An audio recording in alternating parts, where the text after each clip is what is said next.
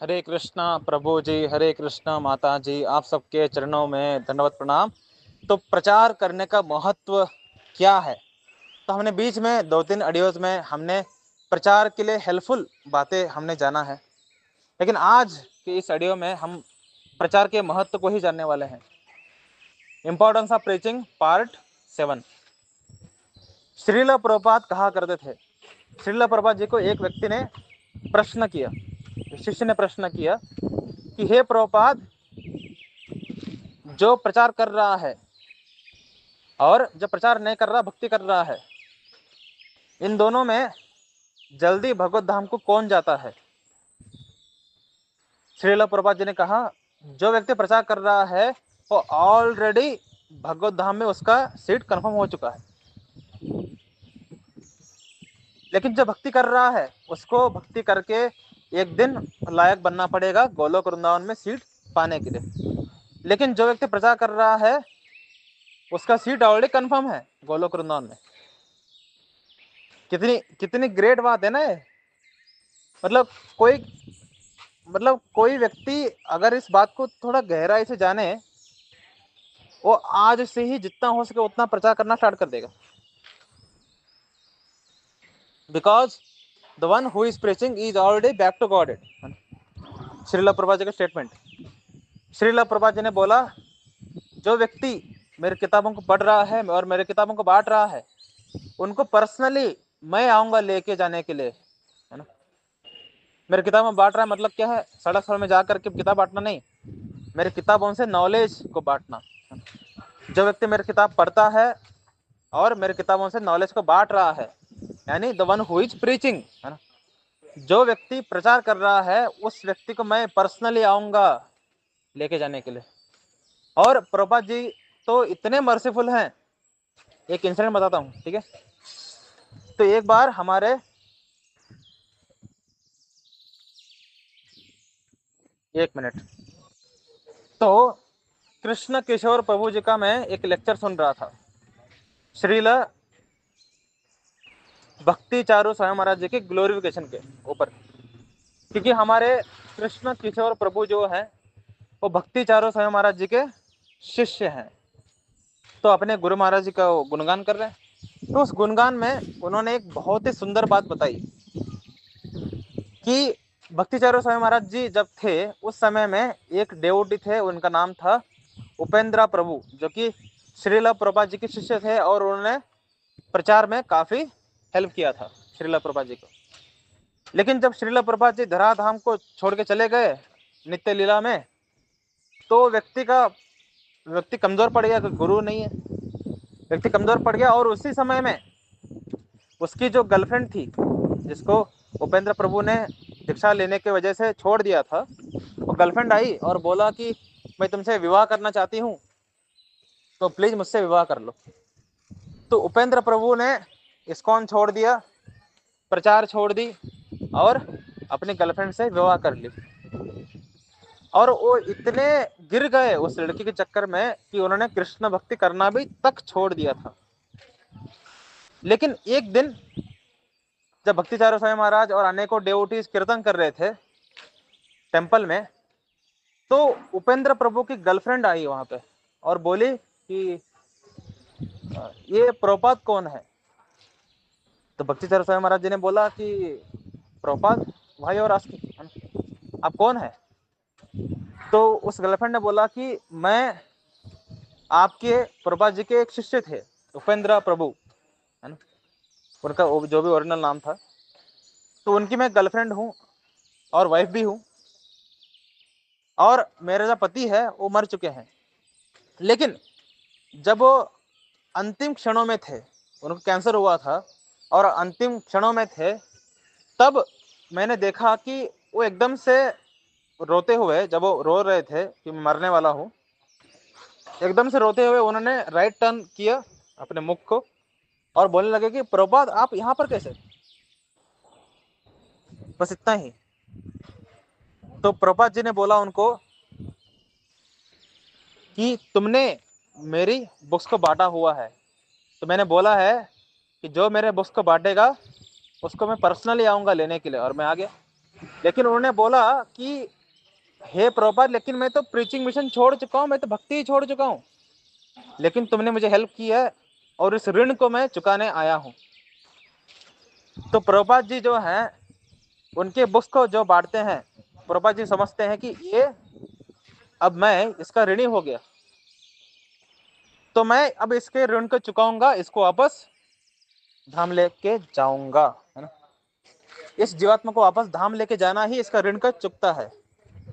तो जितने भी डेवोटीज हैं जो प्रभुपाद जी की किताबों को पढ़ते हैं, प्रभुपाद जी की किताबों को समझते हैं और इसकी इम्पोर्टेंस समझते हैं कि कितनी ज्यादा श्रेष्ठ किताबें हैं, इन किताबों में कितना दम है, ये किताबें एक व्यक्ति के हृदय को, एक व्यक्ति के जीवन को कितनी तीव्रता से बदल सकते हैं, जब वो समझ करके कन्विक्शन के साथ प्रभुपाद जी किताबों को बांटता है। यानी सड़क पे जाकर नहीं, ज्ञान दे करके सड़क पे जाकर बांटना वो तो बहुत श्रेष्ठ सेवा है ही, लेकिन उससे श्रेष्ठ सेवा क्या है, उस किताब के ज्ञान को बांटना। तो उस ज्ञान को बांट रहा है एज इट इज, जैसे प्रभुपाद जी ने बोला है। देन ऐसे भक्त का प्रभुपाद जी समझते हैं कि अब मैं इसका ऋणी हो गया, क्योंकि इस मिशन आंदोलन में, इस कृष्ण कॉन्शियसनेस आंदोलन में जो मेरी मिशन है, उसमें इस जीवात्मा ने हेल्प किया है। अब मेरी कर्तव्य है कि इस जीवात्मा को मैं वापस लेके जाऊं। तो अगर आप प्रचार नहीं कर रहे हैं, देन आपको ये भारी भरकम डिस्काउंट नहीं मिलने वाला है। सोचिए, उपेंद्र प्रभु प्रचार छोड़ चुके हैं, भक्ति छोड़ चुके हैं, तब भी उनका लॉटरी लग गया, बिकॉज उन्होंने प्रचार किया था। लेकिन क्या कोई व्यक्ति ऐसा बोल सकता है कि मैंने प्रचार नहीं किया, लेकिन मैंने 20 साल हरे कृष्णा महामंत्र जपा किया, अच्छे से भजन किया है, लेकिन अंत समय में बिगड़ गया, तो क्या मुझे गोलोक वृंदावन मिलेगा घंटा? कभी नहीं, चांस ही नहीं है ना। भरत महाराज एक भजनानंदी थे, प्रचारक नहीं थे। भजनानंदी होने की वजह से भाव अवस्था तक आ चुके थे, और अंत समय में हिरण से आसक्त हो गए और उनका अगला जन्म हो गया हिरण का। तो और आप समझ रहे हैं, जो कि भाव अवस्था का व्यक्ति भी नहीं है, आप समझ रहे हैं कि अगर मैं भजन करते हुए अगर कहीं किसी वजह से गिर जाऊं, तो क्या मुझे कृष्ण उठाएंगे? कभी नहीं, है ना। जब भाव अवस्था के भजनानंदी भक्त को नहीं उठाया, तो आपको क्या उठाएंगे? लेकिन जिस व्यक्ति ने प्रचार किया है, वो चिल रह सकता है। हाँ, इसका मतलब ये नहीं कि प्रचार करने वाला व्यक्ति गिरना चाहिए, नहीं।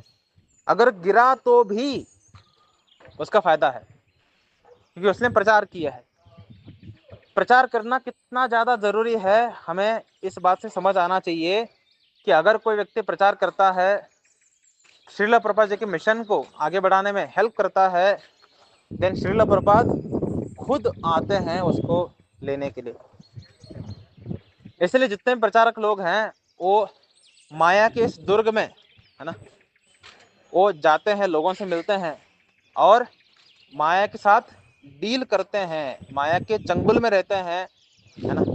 फिर भी कमल की तरह, कमल जैसे कीचड़ में रहता है फिर भी कीचड़ से अफेक्ट नहीं होता, उस तरीके से जितने भी प्रचारक लोग हैं, ये माया के अंदर ही रहते हैं, माया के साथ कार्य करते रहते हैं, माया के साथ डील करते रहते हैं, फिर भी माया से अफेक्ट नहीं होते, क्योंकि इनके ऊपर जो कमल की तरह वैक्स कवरिंग है। वैक्स कवरिंग क्या है? वैष्णवों की कृपा की। हमारे श्रील भक्ति सिद्धांत सरस्वती ठाकुर प्रभुपाद इतना ज्यादा प्रचार करते थे, हेवी ड्यूटी, कि उन पर अनेकों हमले हुए, लेकिन हर हमले में हमारे भक्तिनाथ महाराज बचे, क्योंकि उनके ऊपर वैष्णवों की कृपा थी। श्रील भक्ति सिद्धांत सरस्वती ठाकुर प्रभुपाद जी के एक शिष्य थे, उन पर भी अनेक बार हमला हुआ, लेकिन हर बार वो बचे, क्योंकि उन पर वैष्णवों की कृपा थी। वो शिष्य कौन है? हमारे श्रील प्रभुपाद, है ना। श्रील प्रभुपाद जी के अनेकों शिष्यों पर अनेकों लोगों ने हमला किया, फिर भी उनका भक्ति की रक्षा होती रही। जैसे हमारे ब्रह्मानंद प्रभु को तो सीधा गन पॉइंट पे रखा गया था कि मार देंगे इसको, उड़ा देंगे। उसके बाद हमारे इंद्रदम्न स्वामी महाराज, इनको गन पॉइंट पे रखा गया था कि मार देंगे इसको। हर बार बचे ना, केवल बचे, भक्ति करते रहे, है ना। और आज देखो कितने बड़े सन्यासी हैं। इंद्रद्युम्न स्वामी महाराज जी का एक किताब है, उनके biography, the adventures of travelling monk. ठीक है, नोट कर लेना, the adventures of travelling monk. इस किताब में इंद्रद्युम्न स्वामी महाराज जी को एक बहुत ही जबरदस्त वैष्णव कृपा मिली थी। कैसे? तो हमारे श्रील भक्ति चारू स्वामी महाराज, श्रील भक्ति चारू स्वामी महाराज गौड़ीय मठ के एक सन्यासी के पास गए थे। ठीक है, वो सन्यासी बहुत विशेष थे। उनके पास नरसिंह भगवान की कोई मंत्र थी, और इस मंत्र का गुण यह है कि आप इसको केवल अपने जीवन काल में एक ही व्यक्ति को दे सकते हैं।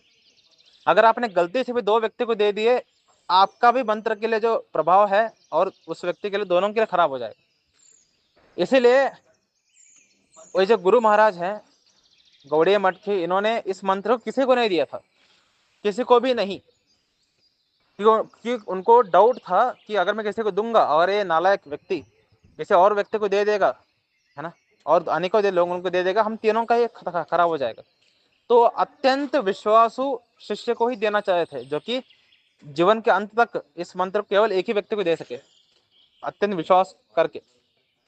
तो वो गौड़ीय मठ के अपने शिष्यों को तो उन्होंने दिया ही नहीं था, क्योंकि उनको लग नहीं रहा था कि ये व्यक्ति लायक है। लेकिन हमारे श्रील भक्ति चारू स्वामी महाराज, उनका चरित्र इतना शुद्ध, उनका डीलिंग इतने स्वीट, है ना, उनको इतना ज्यादा अच्छे लगे भक्ति चारू स्वामी महाराज कि उन्होंने बोला कि हे भक्ति चारू स्वामी, मैं आपको नरसिंह मंत्र देना चाहता हूँ, जो कि इतना पावरफुल है कि आप पर दुनिया भर का सारा अटैक हो जाए, है ना, देवी देवता असुर तक आपको अटैक कर दे, आपको कुछ नहीं होगा।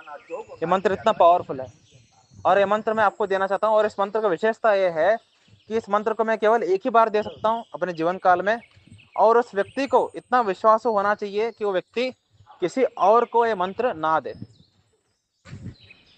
केवल एक ही व्यक्ति को दे अपने जीवन काल में, जो कि बिल्कुल उस व्यक्ति की तरह विश्वास हो। यानी जो गौड़ीय मठ के सन्यासी थे, वो अपने ही लेवल का देख रहे थे भक्ति चारू स्वामी महाराज जी को, कि ये बिल्कुल मेरे तरह है, ये बिल्कुल इस मंत्र का मिसयूज नहीं करेगा। तो हमारे भक्ति चारू स्वामी महाराज कहते हैं कि हे गुरुदेव, हालांकि गुरुदेव नहीं है उनके, लेकिन सम्मान से, हे गुरुदेव, हे वैष्णव ठाकुर, एक्चुअली इस मंत्र की जरूरत मुझे ज़्यादा नहीं है, क्योंकि मैं भारत में ही रहता हूँ और मैं ज़्यादा प्रचार नहीं करता। इस मंत्र की जरूरत मेरे एक गुरु भाई को है, जो कि अनेकों देश घूमता है, अफगानिस्तान, पाकिस्तान जैसे देशों में घूमता है, और उस पर अनेकों बार दुष्टों ने गन पॉइंट तक भी रखा हुआ है, अनेक बार उसको मारने की कोशिश की है, और हर बार कृष्ण कृपा से वो बचता आया है।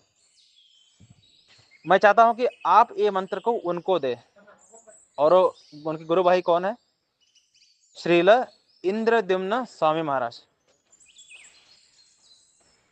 तो इंद्रद्युम्न स्वामी महाराज अपने बायोग्राफी में लिखते हैं कि भक्ति चारू स्वामी इतने दयालु हैं, इतने इतने वो निस्वार्थी हैं कि उनको इतना ग्रेट मौका मिल रहा था नरसिंह मंत्र का, जिससे उनको असुर तक भी टच नहीं कर सकते, है ना।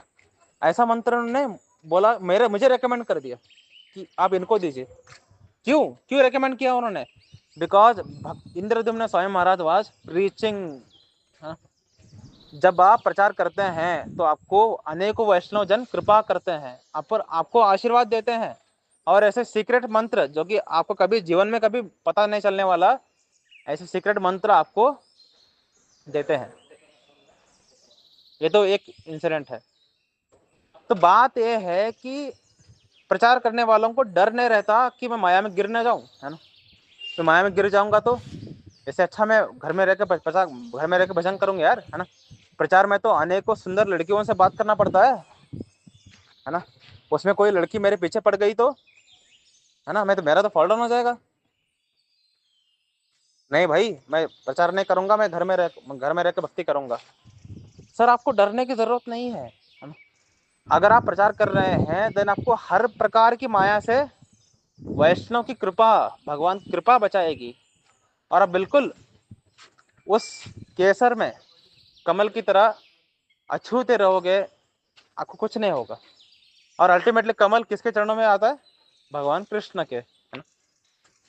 तो जितने प्रचारक हैं अल्टीमेटली भगवान के चरणों को प्राप्त करते हैं, प्राप्त करते ही हैं, प्राप्त करते हैं नहीं, अल्टीमेटली नहीं, प्राप्त करते ही हैं, है ना। लेकिन भजनानंदी डेवोटीज का बोल नहीं सकते जो प्रचार नहीं करते।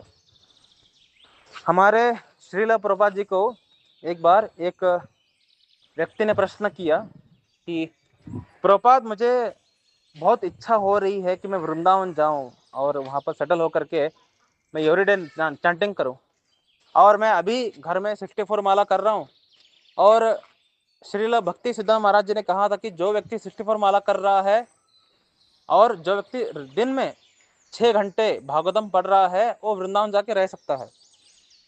तो श्रील प्रभुपाद जी ने बोला, आई थिंक आपने पूरा लाइन नहीं पढ़ा है। जो व्यक्ति 64 माला कर रहा है, जो व्यक्ति 6 घंटे भागवतम पढ़ रहा है हर दिन, उसको गुरुदेव की परमिशन लेकर के जाना है। मतलब क्या क्राइटेरिया है वृंदावन जाके सेटल होने के लिए, है ना। लेकिन लेकिन आजकल तो इतने तुच्छ लोग हो गए हैं, है ना। वृंदावन में उनकी कोई हैसियत नहीं है, वृंदावन में रहने की उनकी कोई लायकता नहीं है। बस वृंदावन में फ्लैट मिल गया, खरीद के रह लेते हैं और बोलते हैं खुद को वृंदावन वासी, है ना। और वृंदावन जा करके जो दिल्ली, फरीदाबाद, बेंगलुरु में जो लाइफ जी रहे थे, थकना उतना, खाना पीना वही कर रहे होते हैं। वृंदावन के धाम के प्रति अपराध करते रहते हैं और उनको लगता है कि वृंदावन में शरीर त्यागूंगा तो मुझे गोलोक वृंदावन मिल जाएगा। भ्रम में रहो, है ना। लेकिन एक्चुअली वृंदावन में रहने का क्राइटेरिया क्या है कि 64 माला करने की रुचि होना चाहिए। हर दिन 64 माला करने की रुचि होना चाहिए, हर दिन 6 घंटा भागवतम पढ़ने की रुचि होना चाहिए, और गुरु से परमिशन चाहिए, तब जाके वृत्ति के वृंदावन में रह सकता है। लेकिन श्रील प्रभुपाद जी ने हमेशा कंडीशन रखा था कि अभी प्रचार करो और आसक्ति की अवस्था में, भाव अवस्था में वृंदावन जाके सेटल हो जाओ। यानी एक व्यक्ति को भजनानंदी तब होना है जब व्यक्ति आसक्ति या भाव अवस्था में हो। उससे पहले हर एक व्यक्ति को प्रचार करना ही चाहिए। आप अभी ये नहीं बोल सकते कि प्रभु बहुत खतरा है, बाहर प्रचार नहीं करूंगा, मैं भजनानंदी बन जाऊंगा, मैं बस अपना भक्ति करूंगा। देन आप खुद माया में है ना। जो व्यक्ति माया में नहीं है वो व्यक्ति के अंदर इच्छा आती है कि मैं प्रचार करूं। जो व्यक्ति के अंदर इच्छा नहीं आ रही है, उल्टा ऐसा वो फिलॉसफी बना रहा है कि बहुत माया है जगत में, है ना, इसलिए मैं प्रचार नहीं करूंगा, वो खुद व्यक्ति माया में है। मैं बताता हूँ माया कैसा है। अगर आपको कुछ चीज बहुत ज्यादा अच्छी लगी तो जितने भी अच्छे लोग होंगे उनके अंदर इच्छा आएगा इस अच्छी चीज को मैं अपने परिवार वालों को भी बांटूं, है ना। अगर आपने कोई जबरदस्त रसगुल्ला खाया और आप एक्चुअली हृदय के अच्छे हैं, तो आपके अंदर एक तीव्र इच्छा आएगी कि मुझे ये रसगुल्ला अपने माता पिता को भी खिलाना है, अपने भाइयों को खिलाना है ना। लेकिन अगर आप दुष्ट हैं, स्वार्थी हैं, बुरे हैं, तो आप रसगुल्ला अकेले खाओगे। सिमिलरली इस दुनिया का हर एक जीवात्मा मेरा भाई है, कृष्ण का अंश है ना? और जो कृष्ण भक्ति की रसगुल्ला मुझे मिला हुआ है, कृष्ण भक्ति की जो नेक्टर मुझे मिला हुआ है, मैं अकेला खा रहा हूँ। देन आप दुष्ट हैं, आप स्वार्थी हैं, आप माया में हैं। दुष्ट स्वार्थी तो माया में रहता है, इसलिए तो अपने बारे में सोचता रहता है। जो लोग माया में नहीं है तभी तो दूसरे के बारे में सोच पाते हैं, है ना। तो प्रचार करने की इच्छा ही बताता है कि आप माया में नहीं हैं। अगर आपके अंदर प्रचार करने की इच्छा नहीं आ रही है, देन आप माया में हैं। समझ आ रही है? समझ आ रही है ना।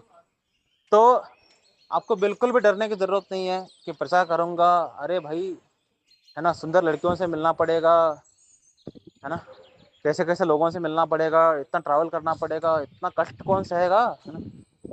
इससे अच्छा मैं भजनानंदी बन जाता हूँ, मैं भक्ति करना शुरू कर देता हूँ, मैं प्रचार नहीं करूंगा। देन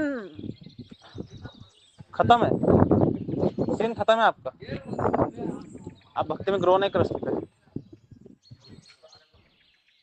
भजनानंदी तब बनना चाहिए जब व्यक्ति आसक्ति की अवस्था में आ जाए, उससे पहले कभी नहीं।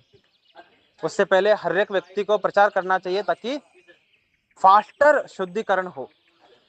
जब हमने शुरुआत में फर्स्ट एपिसोड हमारी यही था कि जो व्यक्ति प्रचार करते हैं वो नॉर्मल व्यक्ति कंपैरिजन में 10 गुना तेजी से अपने अंदर शुद्धिकरण को फील करते हैं। अगर आप 10 गुना तेजी से शुद्धिकरण पाना चाहते हैं अपने हृदय का, देन आपको प्रचार करना चाहिए। और प्रचारक को डरना नहीं चाहिए कि मैं फॉल डाउन हो जाऊंगा, मैं गिर जाऊंगा, नहीं। प्रचारक को वैष्णव जन अपनी कृपा से बचा लेते हैं।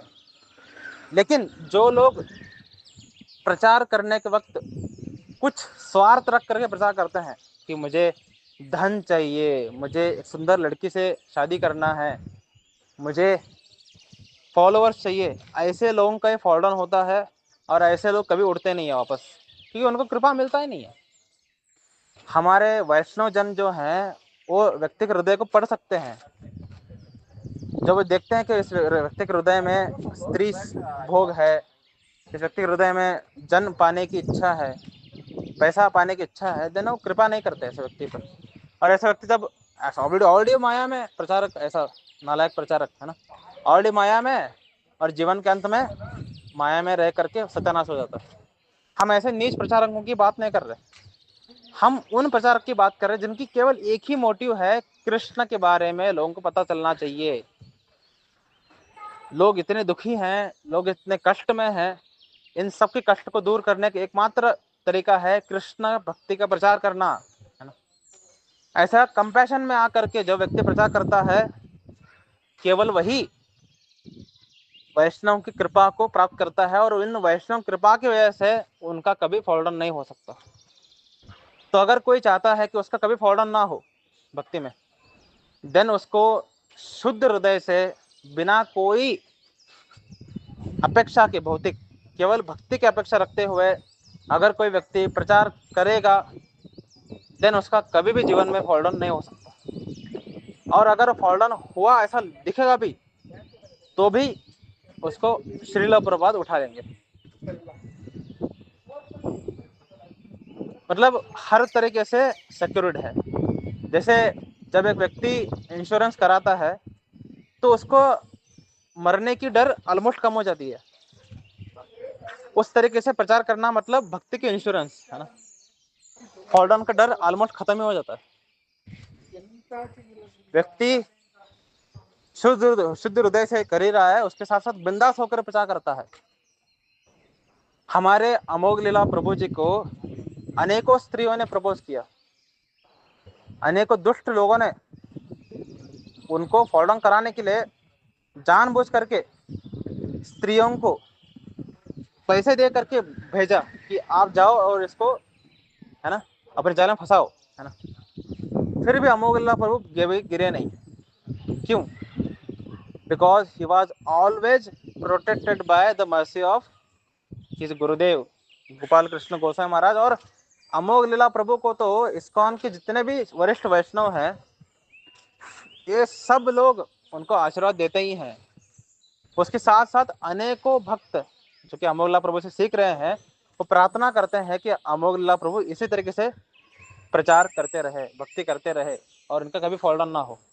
जब इतने सारे दुआएं, इतने सारे आशीर्वाद मिल रहे हैं, चांस भी है फॉल डाउन होने का, है ना। तो ये प्रचारक को ही ये विशेषता मिलती है। जो व्यक्ति भजन कर रहा है अपने आप, प्रचार नहीं कर रहा, उसको कौन जानता है कृष्ण के अलावा, है ना।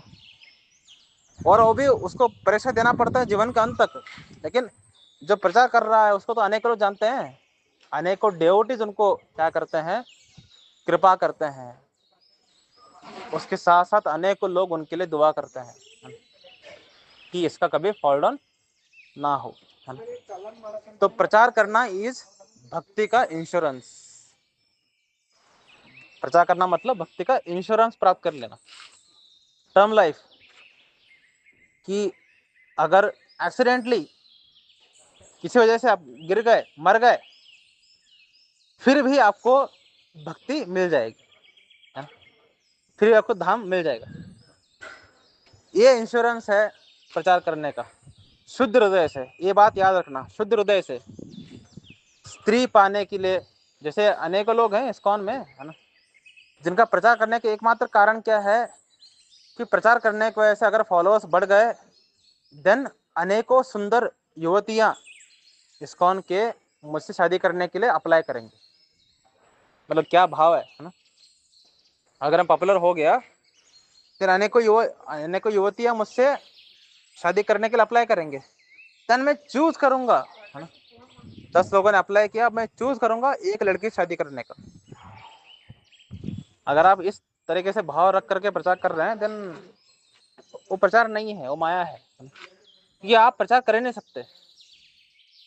श्रील प्रभात कहा करते थे कि प्रचारक मतलब प्योर कंडक्टर, है ना, और प्रचारक should be pure conductor. Conductor का मतलब क्या है? बस वाला कंडक्टर नहीं, इंजीनियरिंग वाला। तो इंजीनियरिंग में कंडक्टर का मतलब क्या है कि जिस वस्तु से current as it is pass होती है ना? जैसे कार्बन नहीं, कॉपर, सिल्वर, ये सब क्या है? प्योर कंडक्टर्स, है ना। अगर आप कॉपर में, सिल्वर में करंट यहाँ से डालोगे 10 एम्पियर, वहां से भी 10 एम्पियर ही बाहर आएगा, इतना प्योर रहते हैं दोनों। तो एक प्रचारक को हमेशा एक कंडक्टर की तरह प्योर होना चाहिए, कोई अल्टरनेट मोटिव नहीं, केवल और केवल कृष्ण की गुणगान, केवल और केवल कृष्ण के प्रचार करना। ऐसा व्यक्ति को ही धाम मिलता है, ऐसा व्यक्ति को ही वैष्णव कृपा मिलती है, ऐसा व्यक्ति ही फॉल डाउन नहीं हो सकता। लेकिन अगर कोई व्यक्ति अल्टीरियर मोटिव